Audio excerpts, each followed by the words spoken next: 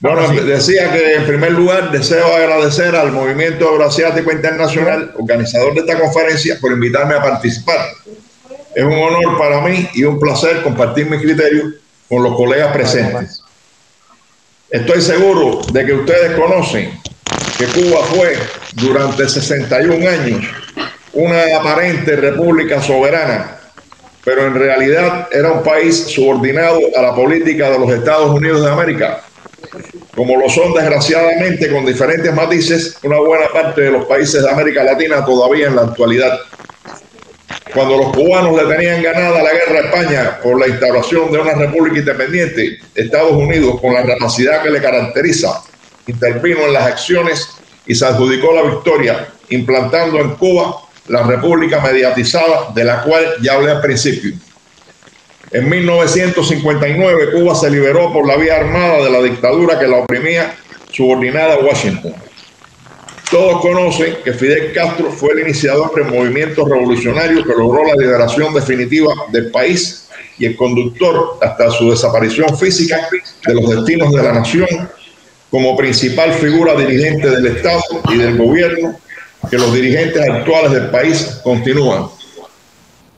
La revolución triunfante heredó un país con una economía totalmente deformada, dependiente de la comercialización del azúcar de caña y algunos derivados como el ron, un poco de café de gran calidad por cierto, y el mejor tabaco del mundo.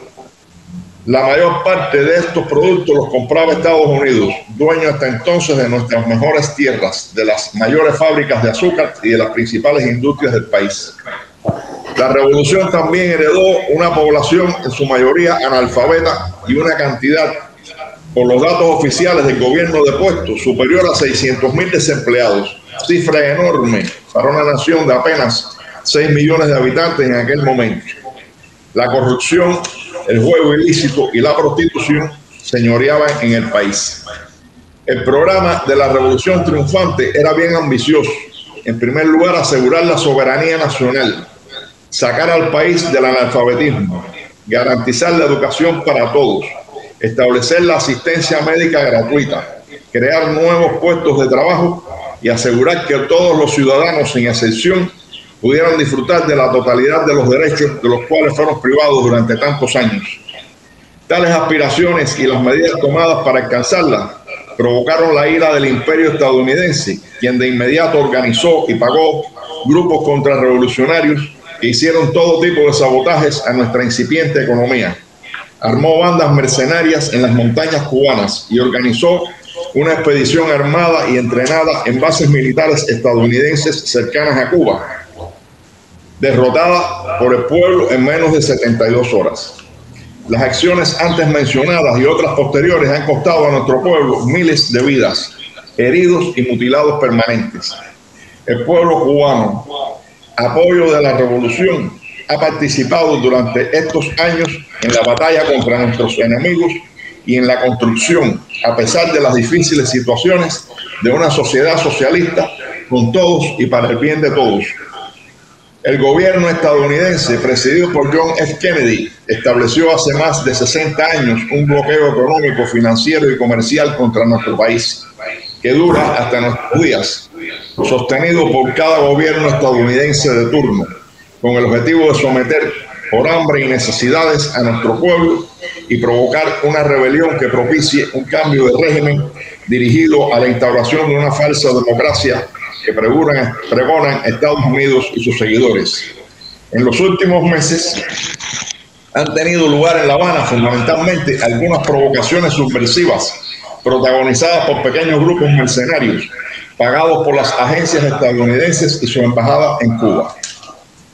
El bloqueo genocida ha provocado a lo largo de estos años perjuicios cuantificables por más de $1 millón de millones de dólares a los precios actuales.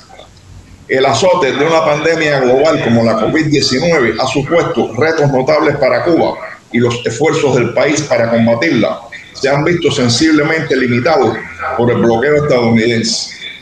El carácter genocida de esta política se ha reforzado en medio del enfrentamiento al nuevo coronavirus, puesto que el gobierno de los Estados Unidos se ha valido de ella y en particular de su componente extraterritorial para privar deliberadamente al pueblo cubano de medios fundamentales para atender a los enfermos.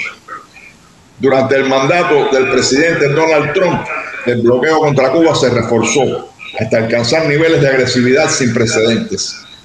Se incrementó la persecución de las transacciones financieras y comerciales de Cuba, el asedio para privar al país de los suministros de combustible, la prohibición de vuelos desde los Estados Unidos a las provincias cubanas fuera de La Habana y la campaña de descrédito contra los programas de cooperación médica cubana. El gobierno estadounidense se ha empleado con saña en sabotear la cooperación internacional de Cuba, que Cuba presta solidariamente en la esfera de la salud y que resulta mucho más necesaria en tiempos de emergencia sanitaria. Con una campaña de calumnias, políticos y funcionarios de Estados Unidos atacan directamente un programa basado en las más genuinas concepciones de las Naciones Unidas sobre la cooperación sur-sur, que cuenta además con el reconocimiento de la comunidad internacional y disfruta del elogio de los máximos funcionarios de las Naciones Unidas y varios de sus gobiernos. A pesar de sus acciones, el gobierno de los Estados Unidos no ha podido evitar que miles de colaboradores cubanos, organizados en brigadas médicas, contribuyan en la lucha contra esta pandemia en más de 30 países.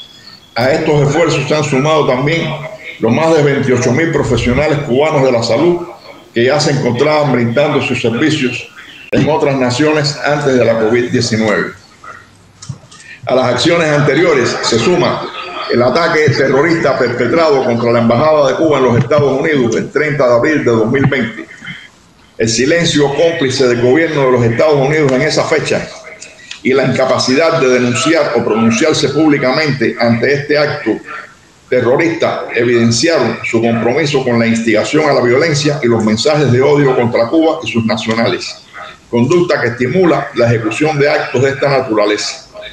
La pasividad política del gobierno de los Estados Unidos ante un ataque con fusil de asalto contra una misión diplomática en Washington puso en entredicho al gobierno de turno ante el cumplimiento de sus obligaciones, aprobadas en la Convención de Viena sobre Relaciones Diplomáticas de 1961. Independientemente de la situación difícil que la política estadounidense nos ha impuesto, el pueblo cubano ha luchado y lucha por desarrollarse. En cada provincia del país hay, como mínimo, un centro universitario. De estas instituciones se han graduado miles y miles de profesionales que ponen sus conocimientos al servicio del pueblo cubano y de otros pueblos del mundo. Una de las esferas de mayor desarrollo que a mayor desarrollo ha alcanzado es la medicina. Cuba ha graduado miles de médicos, una parte de los cuales presta sus servicios solidarios en más de 60 países. La industria biotecnológica ha adquirido un nivel comparable con el primer mundo. Actualmente se realizan los ensayos finales de 2 vacunas contra la COVID-19, con las cuales la población cubana podrá ser inmunizada en el curso de este año y apoyaremos a otros países que así lo necesiten. Si no hubiera existido el bloqueo y las restricciones impuestos por el imperio estadounidense, Cuba podría haber alcanzado un nivel de desarrollo mucho mayor que el actual. Durante este tiempo hemos contado con la solidaridad y la ayuda de muchos pueblos del mundo y de algunos gobiernos. Rusia ha desempeñado un destacado papel en la colaboración con Cuba. En estos momentos recibimos un apoyo importantísimo para el desarrollo del transporte ferroviario, la industria siderúrgica, el transporte en general y otras ramas económicas. Desde el punto de vista de la revolución, la Unión Soviética, desde el triunfo de la revolución, la Unión Soviética y los pueblos que la componían ayudaron a nuestro país a fortalecerse y avanzar en las esferas del conocimiento, productiva y social, cuestión que en los tiempos actuales Rusia ha continuado y por lo cual estamos muy agradecidos. Vivimos tiempos difíciles. La pandemia de la COVID-19 ha impuesto al país enormes retos, pues antes de que esto sucediera, nuestra economía ya estaba en una tensa situación debido al bloqueo al que nos hemos referido anteriormente. Ahora nuestra capacidad adquisitiva en el exterior ha disminuido mucho más. Ante estos retos, el gobierno revolucionario ha elaborado una estrategia a seguir para superar esa crisis y continuar desarrollándonos. Lo primero es erradicar la pandemia. Para ello contaremos próximamente con las vacunas producidas en nuestro país. El presidente Díaz-Canel definió la estrategia como un plan que defiende un ideal. No es una idea de perfección, sino una suma de los objetivos a conseguir en el siguiente orden. Darle cumplimiento a las demandas populares emanadas del debate popular sobre estos aspectos. Derrotar la política del bloqueo económico impuesto a la isla desde los Estados Unidos. Enfrentar la crisis global y multidimensional que el neoliberalismo y la pandemia han exacerbado. Aplicar ciencia e innovación en todos los procesos productivos y dinámicas sociales para afianzar el desarrollo. Legitimar y afianzar el ideal socialista como único camino hasta ahora conocido hacia la prosperidad y justicia social. Los principios que rigen esta estrategia son mantener la planificación centralizada, defender la producción nacional y borrar la mentalidad importadora, regular el mercado preferiblemente por métodos indirectos, vincular a los diferentes actores económicos tanto del sector estatal como del no estatal y complementarlos, garantizar que la demanda interna sea el dinamizador de la economía, dotar de mayor autonomía de gestión al sector empresarial, incentivar la competitividad garantizando el uso eficiente de los recursos materiales y financieros, el respeto a las políticas ambientales y al desarrollo sustentable, fortalecer la economía y aprovechar las potencialidades internas. En cualquier contexto, la producción de alimentos es lo principal. Hay que exportar más e importar menos. Desde el punto de vista político, Cuba es fiel cumplidora y defensora de la Carta de las Naciones Unidas. Aboga por un mundo multilateral y pacífico y es partidaria del desarme universal. Apoya a los países que luchan por su soberanía e independencia y practica el internacionalismo, ayudando a quienes lo necesitan. No nos sobra nada material, pero compartimos lo que tenemos.